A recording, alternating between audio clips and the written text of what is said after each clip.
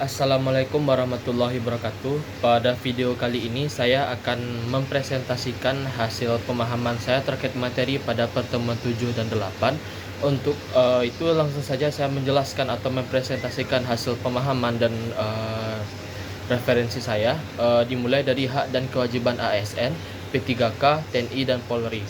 Hak dan kewajiban ASN, P3K, TNI, dan Polri memiliki kesamaan dalam pengabdian kepada negara, namun juga memiliki perbedaan mendasar sesuai dengan fungsi dan kedudukan masing-masing dalam sistem pemerintahan Indonesia. Aparatur sipil negara atau biasa yang kita sebut ASN yang meliputi pegawai negeri sipil (PNS) dan pegawai pemerintah dengan perjanjian kerja (P3K) memiliki hak untuk memperoleh gaji, tunjangan, cuti, pengembangan kompetensi, perlindungan hukum, serta jaminan pensiun bagi PNS. Sementara P3K memiliki hak serupa, namun tidak mendapatkan pensiun karena statusnya berdasarkan perjanjian kerja.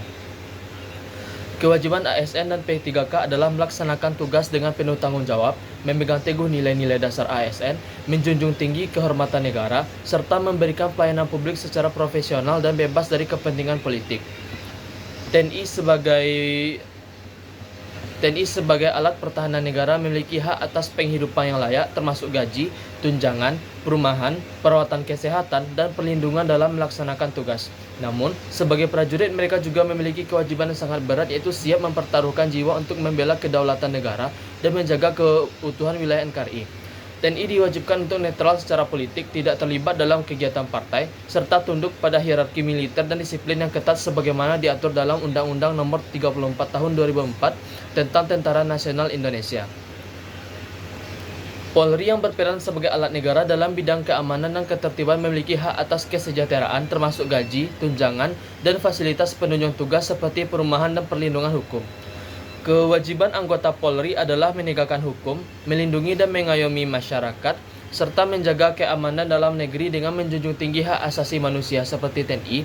Polri juga netral dalam politik praktis dan bekerja sesuai peraturan perundang-undangan sebagaimana diatur dalam Undang-Undang Nomor 2 Tahun 2002 tentang Kepolisian Negara Republik Indonesia. Keempat profesi ini sama-sama memiliki peran strategis dalam menjaga keberlangsungan negara dan pemerintahan. Materi selanjutnya itu jenis jabatan struktural dan fungsional pada ASN, P3K, TNI, dan Polri. Jenis jabatan pada ASN, P3K, TNI, dan Polri memiliki perbedaan mendasar karena sistem kepegawaian dan struktur organisasi masing-masing diatur oleh undang-undang yang berbeda. Meskipun semuanya berfungsi untuk mendukung penyelenggaraan negara. Dalam pandangan aparatur sipil negara atau ASN, jabatan dibagi menjadi dua, itu jabatan struktural dan jabatan fungsional. Jabatan struktural yang kini dikenal sebagai istilah jabatan pimpinan tinggi dan jabatan administrasi. Baik, saya lanjutkan. Tinggi dan jabatan administrasi merupakan jabatan yang berhubungan dengan fungsi manajerial seperti kepala dinas, direktur, dan atau camat. Pejabat struktural bertugas mengatur, mengordinasikan, dan mengambil keputusan strategis dalam lembaga pemerintahan. Sementara itu, jabatan fungsional adalah jabatan yang berorientasi pada keahlian atau keterampilan tertentu, seperti auditor, perencana, analis kebijakan, atau guru. Pegawai pemerintahan dengan perjanjian kerja P3K juga dapat menduduki jabatan fungsional, namun umumnya tidak menempati jabatan struktural karena status mereka berdasarkan kontrak kerja yang bersifat sementara. Selanjutnya, struktur jabatan dalam Tentara Nasional Indonesia tidak mengenal istilah jabatan struktural dan fungsional dalam konteks sipil, melainkan diatur berdasarkan pangkat dan komando. Selanjutnya itu Kepolisian Negara Republik Indonesia memiliki struktur jabatan yang mirip dengan TNI, karena juga bersifat hierarkis. Jabatan dalam Polri terdiri atas jabatan pimpinan, jabatan pelaksana, dan jabatan teknis operasional seperti Kepala Kepolisian Sektor atau Kapolsek, Kepala Satuan Kasat atau penyidik.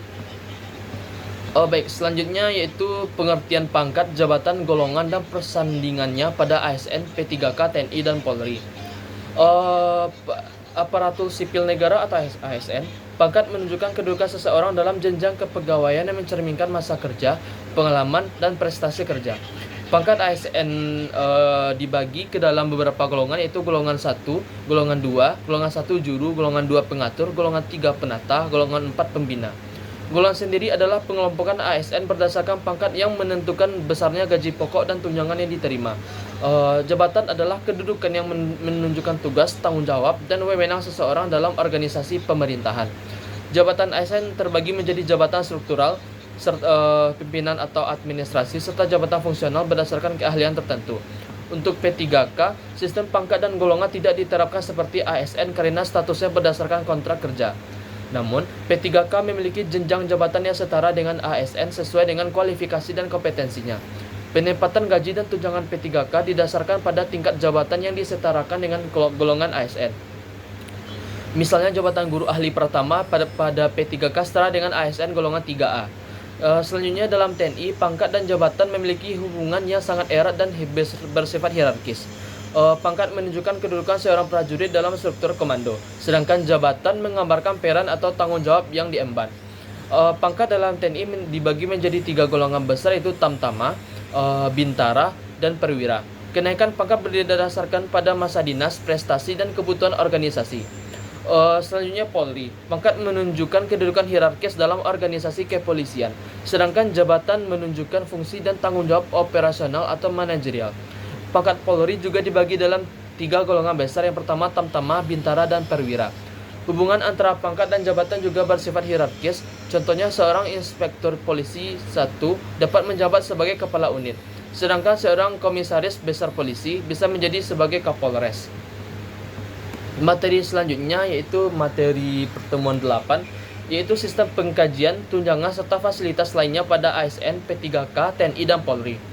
Sistem penggajian pada ASN, P3K, TNI, dan Polri memiliki dasar hukum dan mekanisme yang berbeda sesuai dengan karakteristik lembaganya.